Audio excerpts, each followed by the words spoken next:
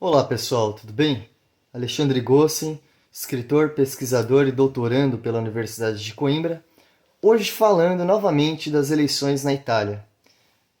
Ocorrida a eleição de Giorgia Meloni, a nova primeira-ministra, a nova premier italiana, passado esta ressaca, esta avalanche fascista ou neofascista, que agora assume o poder numa aliança que envolve também Silvio Berlusconi e Salvini, ou seja, temos três partidos aí de extrema direita no poder. Agora chega o momento em que jornalistas, acadêmicos, pesquisadores e intelectuais começam a refletir sobre quais são as consequências não só para a Itália, mas para a Europa e para o mundo, para a geopolítica de uma forma geral, das eleições de Giorgia Meloni. O primeiro ponto que nós temos que recordar, pessoal, é que hoje a União Europeia ela tem ao menos três fraturas. Quais são essas três fraturas? A primeira é o Brexit, que significou a saída da segunda maior economia da União Europeia, que no caso é o Reino Unido, e uma democracia madura e que tem uma tradição liberal, tanto na economia como na política, há muitos e muitos anos, em que pese, claro, o seu imperialismo que nós todos conhecemos bem e suas consequências aí nefastas para o hemisfério sul. De todo modo, dentro da União Europeia e dentro da Europa, o Reino Unido é uma nação que sempre defendeu a democracia, ao menos em território europeu.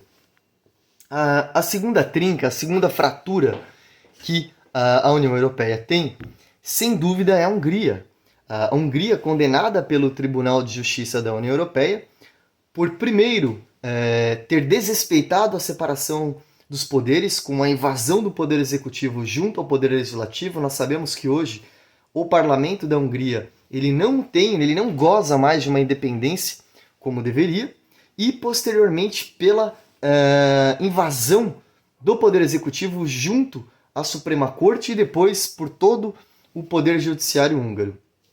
Para vocês terem uma ideia da gravidade que nós estamos vivendo em relação à Hungria na Europa, o Parlamento Europeu, desde a semana passada, passou a usar uma nomenclatura bastante diferenciada para designar a Hungria. O Parlamento Europeu tem designado a Hungria como autocracia eleitoral, ou seja, um regime que não é mais uma democracia, embora tenha eleições periódicas, tal qual a Rússia, por exemplo.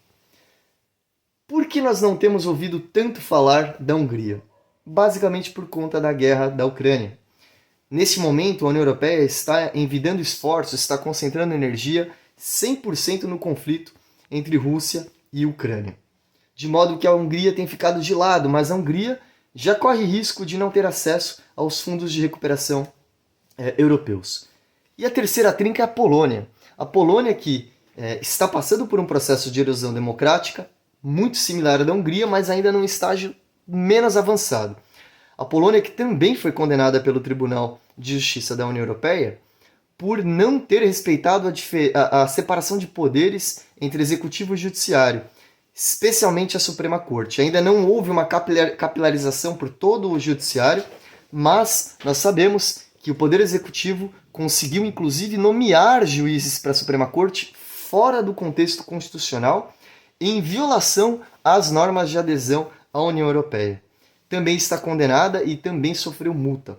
Novamente, a Polônia não tem sido objeto de muitas matérias e de muitas notícias, pessoal, porque é basicamente a nação que mais tem acolhido imigrantes ucranianos. Neste momento, a União Europeia não consegue atuar nessa frente de proteger a democracia das nações que são integrantes à comunidade europeia. Agora vamos pensar, dentro do xadrez, como ficaria essa eleição da Meloni dentro desse xadrez? Bem, primeiro nós temos que lembrar que a França escapou disso faz pouco tempo. Le Pen quase foi eleita. A Itália não teve a mesma sorte e elegeu uma extremista. Observem que a Hungria celebrou essa eleição e a Polônia celebrou essa eleição. Isso significa que Hungria e Polônia terão na Itália uma aliada. Como Putin também celebrou, foi inclusive o primeiro presidente do mundo a parabenizar Giorgia Meloni pela eleição da Premier. Então isso significa que Polônia e Hungria, que são países de economias média para pequena, agora gozam de um aliado muito importante. A Itália tem a 7ª maior economia do mundo e a 3ª maior economia da União Europeia. Vale lembrar que a Itália pode se contrapor agora à França e à Alemanha no sentido de tentar mudar a rota da forma como a União Europeia tem sido conduzida. E também pode até vir a sair da União Europeia, embora não acredito nisso, porque a Itália é um dos países que mais precisa dos fundos de recuperação da União Europeia.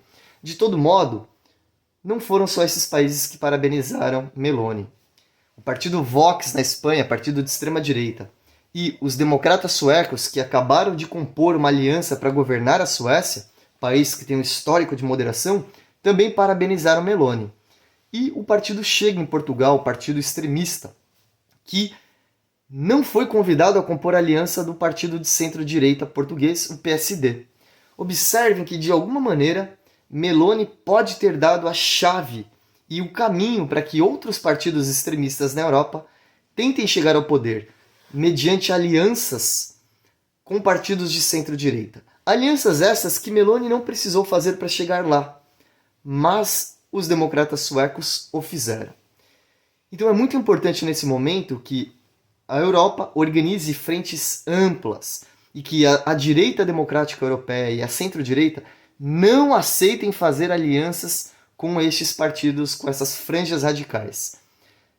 Pessoal, é muito curioso como a história se repete. 100 anos após o surgimento do fascismo na Itália pela Marcha de Roma de Mussolini, logo após a pandemia da gripe espanhola, nós estamos vendo o neofascismo aparecer no mesmo país, na Itália, e possivelmente se espalhar para os vizinhos.